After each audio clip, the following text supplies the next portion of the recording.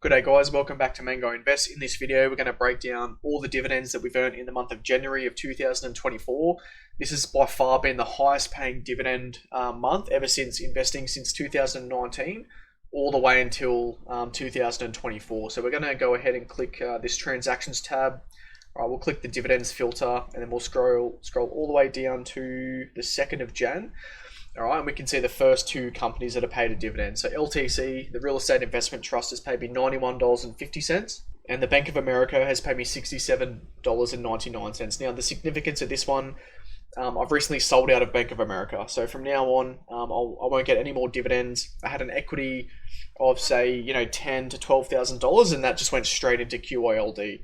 Okay, just to increase the dividend income, because Bank of America paid a 2% dividend rate, and QYLD pays a lot more than that. So I figured I could get a lot more value for my money there.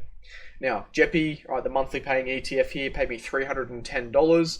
Right, QYLD, right, another good ETF here, paid me $202.69.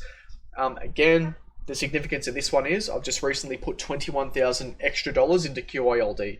So that 202 for the next payment is going to be significantly higher, so wait out for that.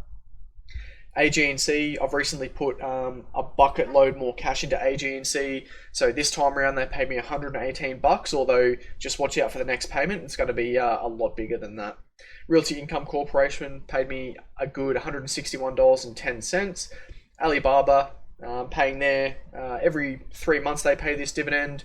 This is only a recent addition. They never used to pay a dividend. They've only just recently announced it. Paid me $279.53 there.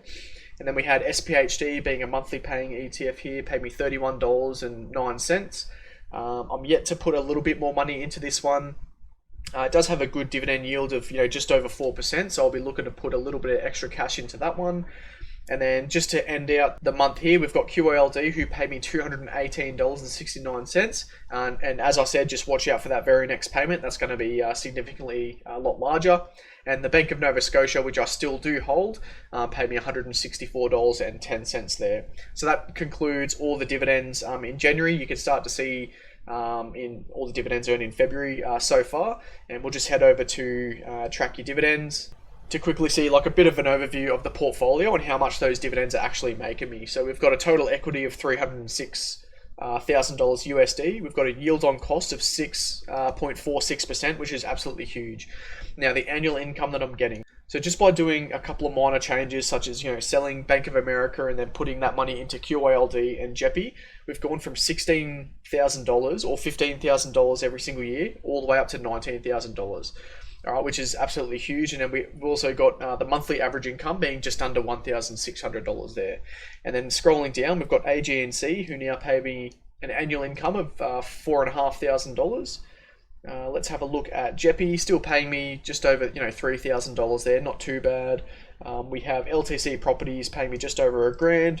And we have Realty Income Corporation paying me just under $2,000 there. So don't think I'll increase my position just yet, as the prices are getting a little bit higher, but we'll see. Time will tell with that one. And we've got QYLD, my recent addition, with the extra $20,000 going into this company, they're paying me just under $5,000 every single year. So that's now the highest paying annual ETF that I actually do hold. The next up is being AG&C of just $4,500. Now, this is all the projected amount of dividends that I'll be earning throughout the rest of the year. So February, we're looking at 1,005, 1,006, and the list goes on. So around that 1,005 to 1,006, and January is looking a lot larger for next year.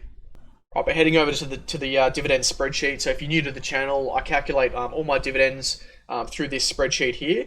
All right, and then that just pretty much gets formulated into this graph here. So what we'll do, just to tally up all the dividends out in the month of January of 2024, I want to go back into 2019, 2020 when I first started investing. So January back then was paying me $3.57. All right, so pretty lousy month there.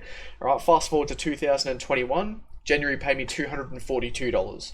So a fairly good increase there. All right, but not until we fast forward to 2022 being $422. Okay, so pretty big increase there. And then 2023 was even more of an increase. So, almost doubling the money there. So $754. But For 2024 being absolutely huge, all right, we've gone from 754 all the way to 1,645. Okay, meaning that this is my highest paying dividend month ever since investing for the last sort of 4 years. Now, the last biggest payment that I got was when I owned BHP, so a mining company based out of Australia, and they gave me $1,500.